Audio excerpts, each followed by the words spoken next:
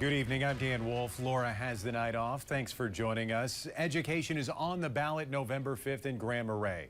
Northern News Now's Isabella Zadra was there today talking to teachers and staff about the three-part referendum they hope will pass.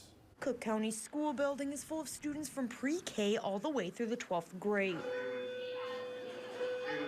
It is also a building that hasn't seen renovations since the 90s.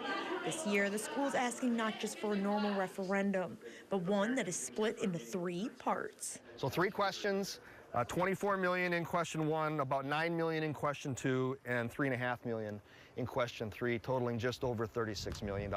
The first question asks for things that the superintendent, Chris Lindholm, describes as needs: safer security measures, more accessible bathrooms, a gymnasium, and maintenance updates to aging equipment like AC units. Questions 2 and 3 ask for things that would enhance student offerings, updates on art programs, athletics, and higher updates to the gym mentioned in the first question, but are not as crucial.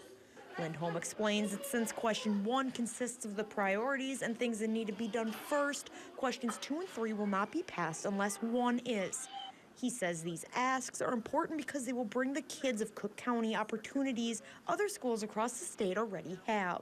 The quality of their education and the quality of the environment in which they do school shouldn't be dictated by the zip code they live in. Amanda Beal teaches English at Cook County Schools and is also a parent. She wants to see the referendums go through because students spend a large amount of their time at school and they should be able to enjoy it. This is your only option really for a lot of kids, and so that would just be a wonderful place for kids, more meeting spaces, more safe and secure, a place you want to be. In Grand Marais, Isabella Zadra, Northern News Now.